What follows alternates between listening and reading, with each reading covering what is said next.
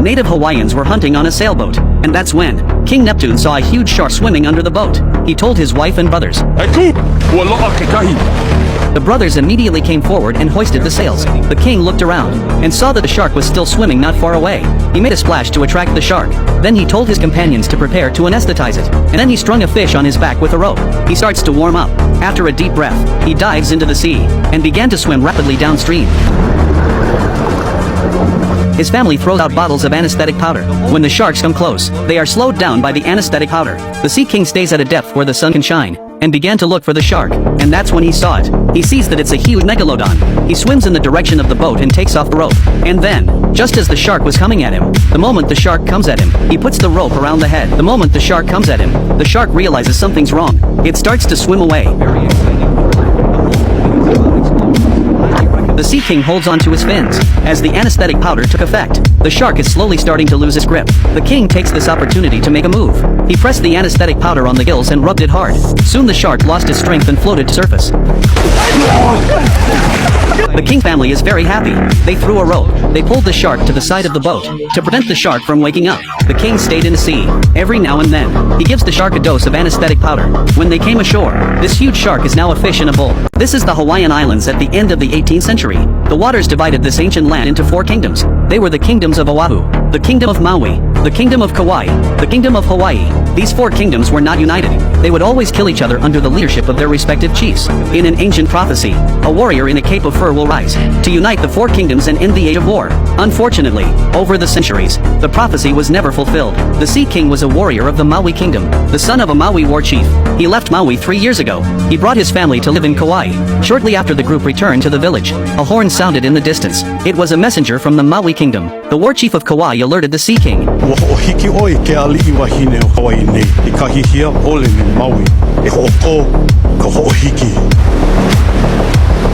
Then the Maui messenger explained his purpose. He asked the king to return to Maui to attend the council of chiefs. The date is tomorrow. For now, the Sea Lord has no choice. He had no choice but to agree.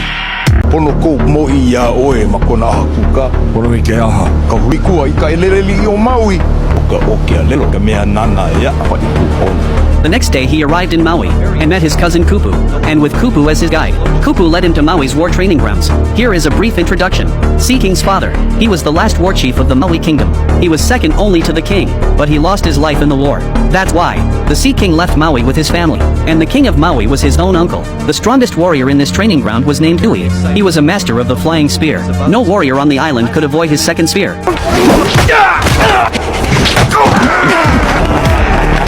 On the Sea King's way, Nui threw his flying hairs in provocation. If he misses by a fraction of an inch, he'll hit him in the head. If it happens once, that's it. The Sea King could tolerate it. But Nui throws a second one. He's even about to throw a third.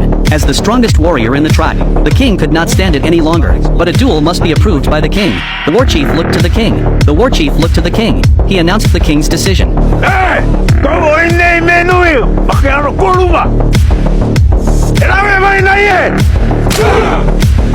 Kai was once the strongest warrior in the entire kingdom. His departure was met with contempt by all the warriors. Now he has returned. The warriors are all glaring at him with rage. They want nothing more than to tear him limb from limb.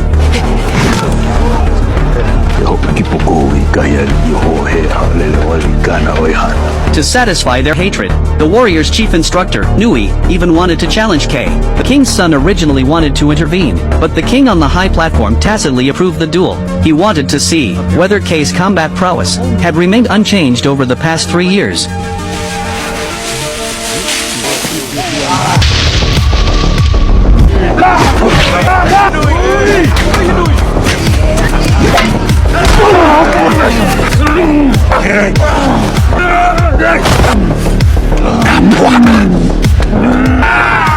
Kaei easily defeated Nui, proving to everyone that Nui's training methods were flashy but ineffective, and lacked practical value. Ia e ka wā nana, ai ki mai o ka kou, ai a wale no kalana kila ma o ahu, ke pile mai oe, a ko ua wao. King Kili is taking Kaiai to a place today. It is the burial site of Kaiai's father. The high priest of King Oahu had previously made a prophecy. As long as he obtained the bones of a deceased chief, he would be able to unify the Hawaiian Islands. The high priest of Oahu set his sights on Kaiai's father's remains. His father had once been the most powerful warrior. The remains thus became the sacred object mentioned in the prophecy. Although Kili led his men to retrieve the remains, the high priest of Oahu still managed to steal a bone. This is why Kili wants to wage war. He and Kaiai's father were brothers who had fought side by side. If his body cannot rest in peace, Kili would be breaking the oath he made to his brother. If Kaiai truly refuses to assist him, Kili would let him and his family leave. The matter of revenge, he would personally lead men to carry out. Kai was no fool. Regarding Kili's words, he was also half believing, half doubting, because he knew Kili's character all too well. Once troops were sent to the kingdom of Oahu, the land would be laid waste. Ordinary people would suffer. Even if his father's remains were truly stolen by the high priest, it had nothing to do with the ordinary people there. There is no need to bring disaster upon them. But given the current situation, he is already in a dilemma. If he were to flee back to Kauai, it would inevitably spark a war. The people there are kind-hearted. If he were to bring disaster upon them because of himself, Kai would feel guilty for the rest of his life. Just as he was in a dilemma, the prophet of the kingdom of Maui approached him. From that prophecy, he saw Kai's figure. He must be the man who will assist the son of the prophecy and unify the Hawaiian Islands. As for whether it is the current Kili, the prophet did not say explicitly. He only hoped that Kai would accept his destiny. War cannot be avoided. How to end this endless war is what Kaiai should be considering. E kuilima me kau makua kane ka ia. Ahaya kula.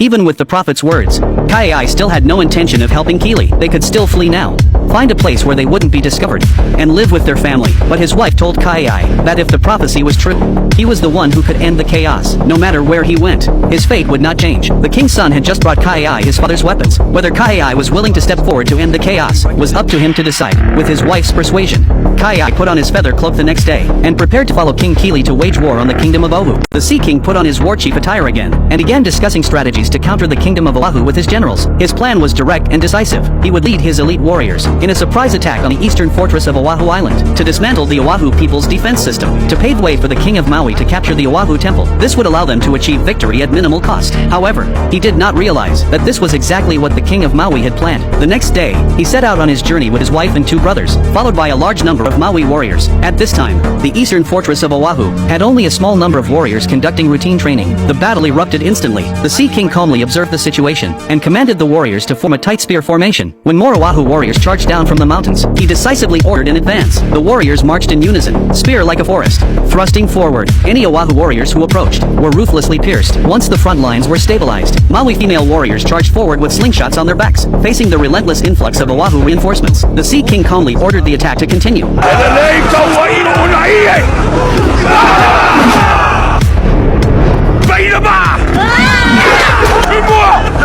With the help of the Sea King, King Maui quickly defeated the entire kingdom of Oahu, and captured the 16-year-old king of Oahu alive. The king of Oahu, who was unaware of the situation, was still begging for mercy. In his heart, he had always regarded King Maui as an idol. He could never understand how his idol's blade could be at his own throat. King Maui didn't give him time to think.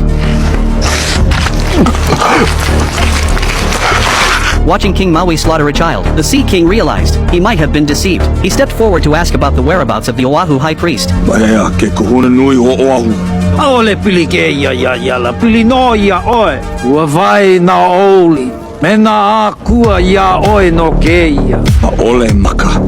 E hi ino I kahi au puni. Na iwi, a me na iwi o kou makua kane. Ke konei no ka whanana. Ala hai pua ela o nei ka huhulu a hoku.